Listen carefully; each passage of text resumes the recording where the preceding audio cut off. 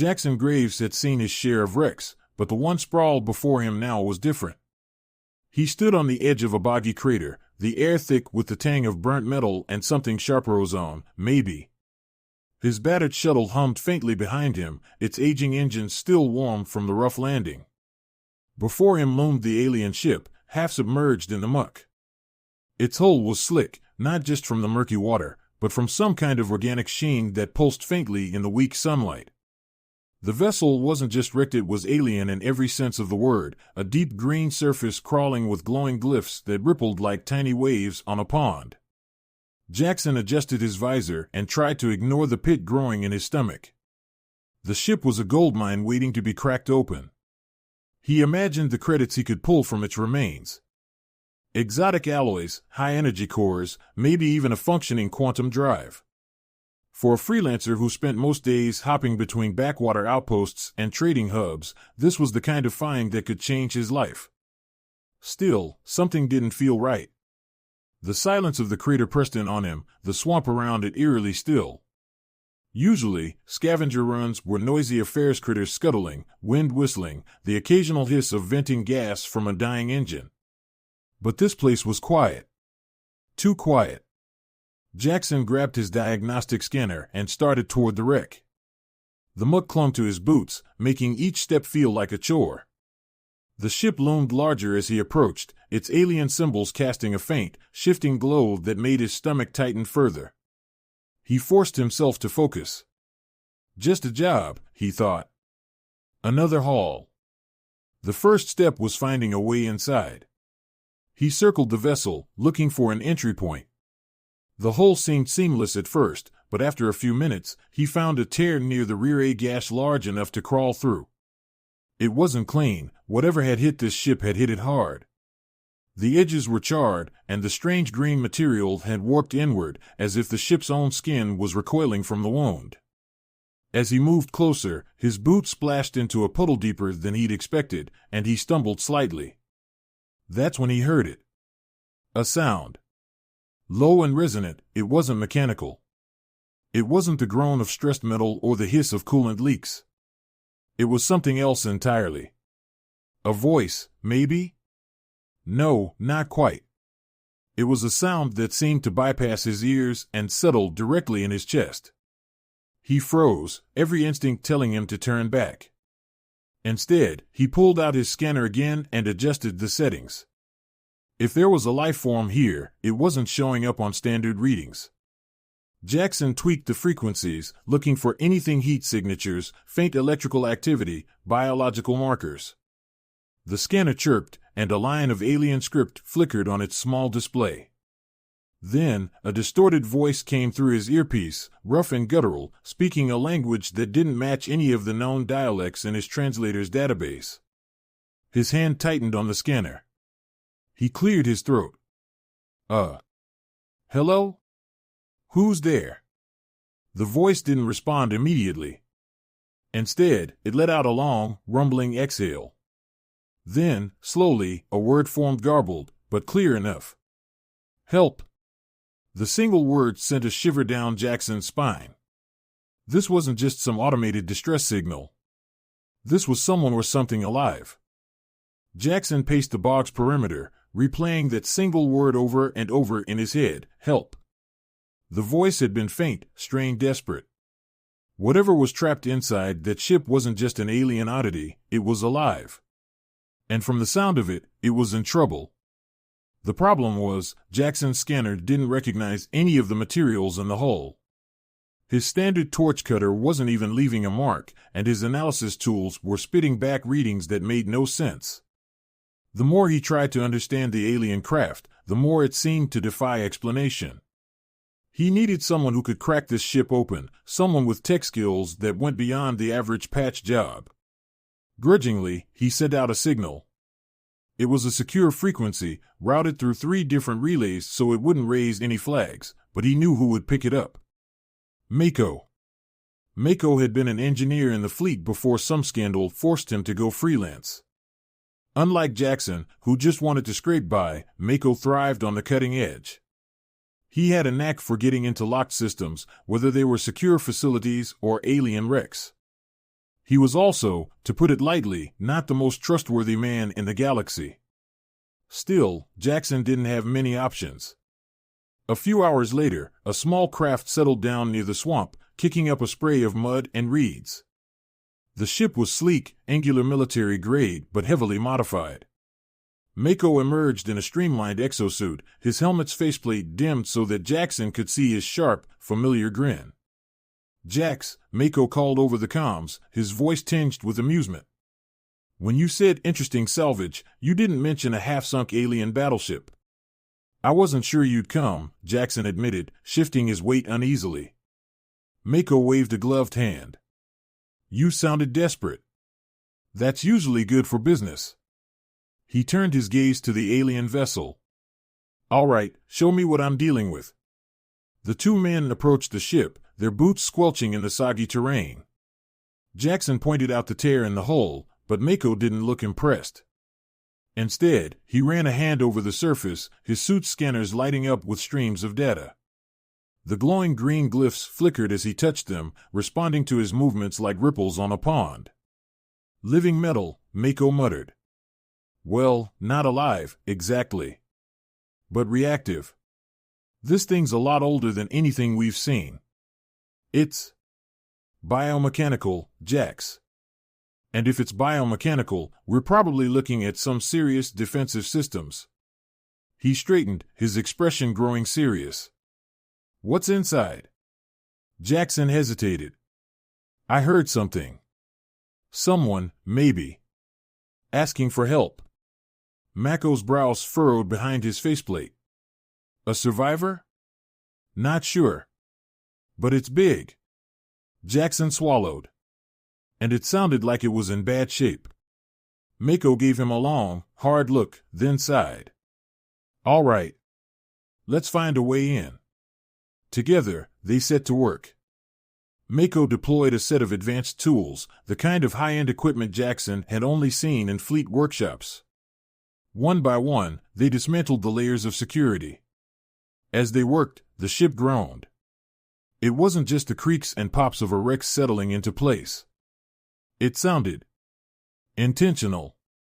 Like the ship itself knew what they were doing and didn't like it. Inside, the corridors were unlike anything Jackson had ever seen. They didn't look constructed so much as grown. Walls pulsed faintly with an inner glow, and strange, branching structures hung from the ceilings.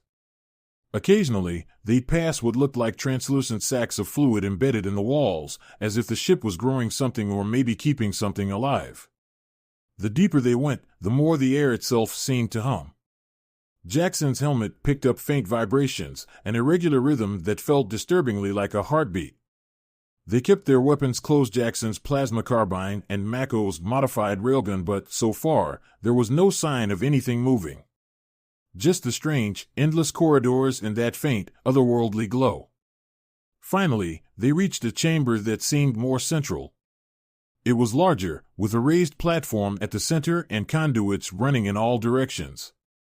Mako stopped to scan the room, but Jackson's attention was drawn to the far end, where something enormous lay sprawled against the wall. It was partially submerged in a thick, greenish fluid, its scales glinting in the dim light. Even at rest, the creature was massive, easily the length of two shuttlecraft, with long, translucent fins trailing from its spine. Its head was angular, almost serpentine, with glowing eyes that flickered faintly as if struggling to stay open. Metal cables crisscrossed its body, holding it in place. Some of them were embedded into its flesh, pulsing in time with the ship's humming heartbeat. Jackson's breath caught. A dragon. A real, living dragon. The voice crackled again in his earpiece. "You must hurry," it whispered, strained and faint. "The chains are part of the ship. If it sinks, I die." Mako turned sharply toward Jackson. "Was that Dash?" "The dragon," Jackson said, almost in a daze. "It's alive. And it needs us to get it out." Mako's faceplate dimmed slightly, revealing his skeptical expression. "Jax, you're telling me this thing Dash," he gestured at the massive creature, "Dash talked to you?" "I heard it," Jackson insisted. "I heard it." Mako didn't look convinced, but he set down his scanner. All right, let's say it's real. Even if we believe it, how the hell are we supposed to cut those cables? They're fused to the ship. Figure it out, Jackson snapped. You're the genius engineer. We don't have much time. Mako muttered something under his breath, but he went back to work. Jackson moved closer to the dragon, looking up into its faintly glowing eyes. He could feel the weight of its gaze, even though it barely seemed able to focus on him. You're not making this easy, Jackson murmured. But I'll get you out. The dragon didn't respond this time, but Jackson swore he saw a flicker of hope in its eyes. Jackson's nerves buzzed as Mako worked furiously to decipher the alien ship's systems. Every step forward brought new complications, layers of encryption written in an unrecognizable language, conduits that reconfigured themselves as if the ship were trying to thwart them. Jackson alternated between scanning the dragon's bindings and keeping an eye on their escape route. The ship groaned and shifted periodically, and the marsh water continued to seep in through the jagged hull breach. Whatever time they had left was running out. Mako cursed under his breath, pulling out another module from his toolkit. This ship isn't just old, Jax. It's wrong. It's running on some kind of adaptive logic. Every time I think I'm through, it changes. We don't need the whole ship, Jackson shot back, his voice tight. Just the locks. Just the chains. Yeah, well, those locks are tied into the core systems. I can't just snip a wire and call it a day. Give me a minute. Jackson glanced back at the dragon. Its eyes were barely open now, their faint glow fading in and out. The water was almost up to its chest, lapping against its silver scales. Each breath it took sent ripples through the murky pool. You don't have a minute, Jackson growled, moving closer to Mako. This thing's going under, and if it takes that dragon with it, I know. Mako snapped. But if you rush me, we all go down with it. Jackson clenched his fists, forcing himself to step back. Mako was the best tech slicer he knew, even if he was a pain in the ass. If anyone could crack this ship's systems before it was too late, it was him. Suddenly, the ship lurched. The platform they were standing on tilted sharply, sending Jackson stumbling. Mako held onto a console, his tools clattering to the ground. What the hell was that? Jackson shouted. The ship's sinking faster, Mako said, already working again. Whatever stability it had is gone. We're out of time. Jackson looked over his shoulder. The dragon's head was still above water, but the creature's strength was visibly fading.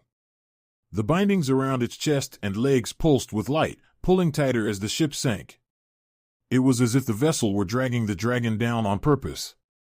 Mako suddenly whooped. Got it. I've isolated the controls. Then do it. Jackson barked.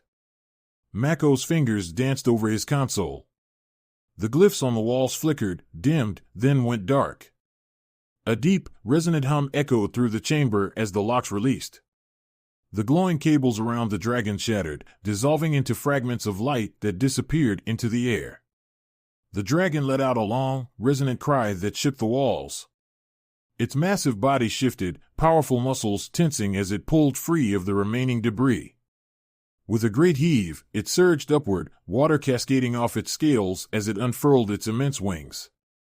They shimmered like liquid crystal, catching the faint light and refracting it in a spectrum of colors. Jackson stumbled back, almost dropping his scanner as the dragon rose above him. The creature's eyes burned brightly now, alive with fierce intelligence. It turned its head toward Jackson and Mako, rumbling deep in its chest. My thanks. Human, the voice rumbled directly in Jackson's mind. You're welcome, Jackson replied, his voice dry as his heart hammered in his chest. Now, maybe it's time to get the hell out of here. The dragon turned toward the jagged hole in the hull and with a powerful beat of its wings, launched itself out into the open air. The force of its departure sent waves rippling through the water below, rocking the wrecked ship and causing pieces of the ceiling to collapse. Move! Jackson shouted, grabbing Mako by the arm and pulling him toward the way they'd come in. They stumbled through the corridors, which now felt more unstable than ever. The walls creaked and groaned, and streams of green liquid began leaking from unseen cracks. Jackson barely avoided a falling chunk of ceiling as they raced toward the exit. When they finally burst out into the open air, Jackson saw the dragon hovering just above the swamp, its wings casting rippling shadows over the water.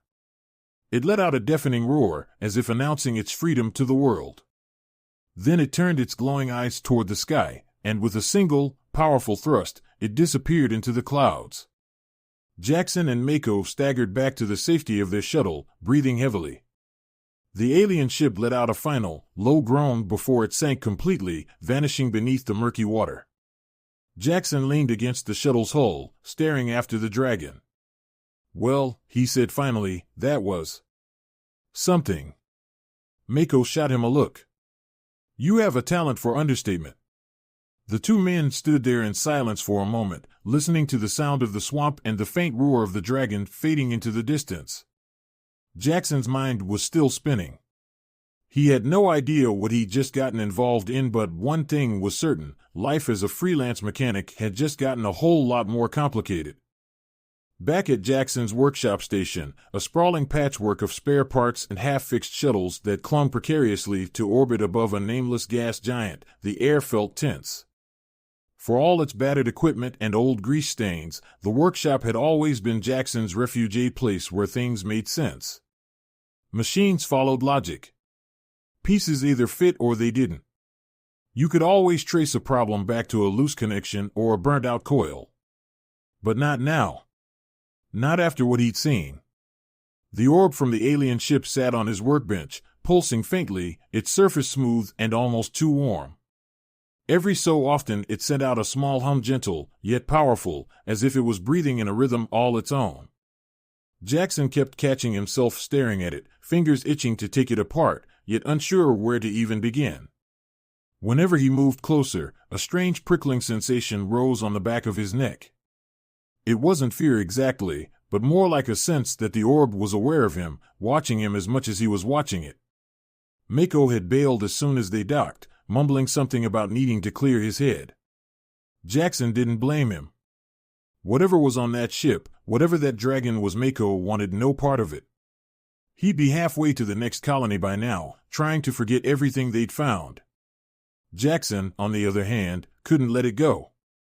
He ran another diagnostic on the orb. The results were maddening.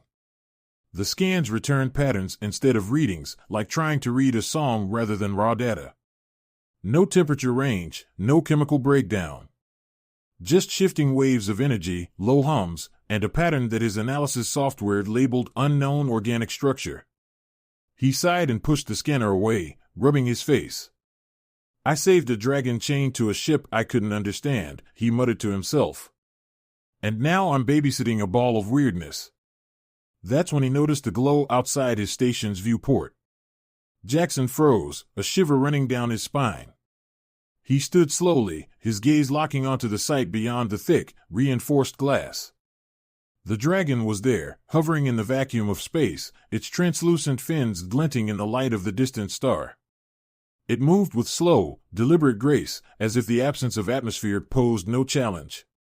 The creature's long, sinuous tail curled behind it, its massive wings keeping it suspended.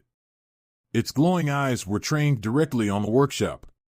Jackson tapped his console, lowering the outer shielding so the dragon could approach. Not that he had a choice, it wasn't like he could tell it to leave. The thought crossed his mind to power up the station's defensive systems, but another part of him knew better. This thing wasn't a threat. If it wanted him dead, it could have done so back in the swamp.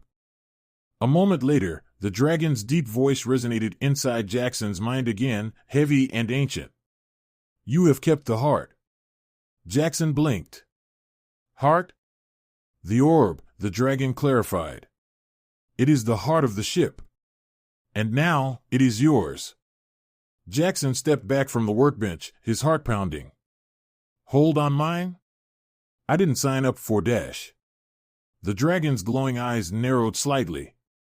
"By freeing me, you have taken on a responsibility. The ones who built that ship will come for what you now possess." "Who?" Jackson demanded. Who built it? What do they want?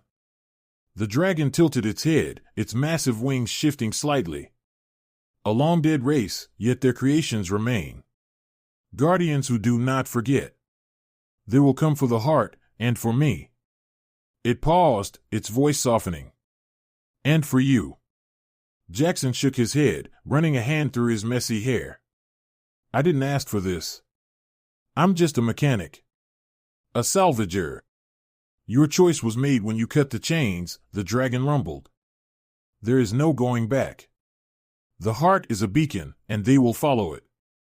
Jackson slumped against the wall, staring at the orb, which pulsed quietly on the workbench. He thought about tossing it out the airlock, letting it drift into the void. But deep down, he knew it wouldn't change anything. He had taken it. Freed it. Freed the dragon. And now, somehow, he was tied to all of it. He looked up at the dragon. So what happens now? The creature's eyes glowed brighter, and its voice resonated with a strange mix of sorrow and determination. Now, you prepare. They are already coming. Jackson felt his stomach tighten. This wasn't just a salvage operation gone wrong. He wasn't just a mechanic anymore, not in the way he'd always been. He had stepped into something vast, something ancient, and it was far from over. The dragon turned away, its great wings sweeping out. Without another word, it pushed off from the station, gliding back into the endless black. Jackson watched it go, its shimmering outline fading into the stars. He turned back to the orb, still glowing softly on the bench. Something was happening, something bigger than anything he'd ever known. The heart of the alien ship, the dragon's freedom, and now the promise of pursuit from beings he couldn't even comprehend. It wasn't just something. It was everything.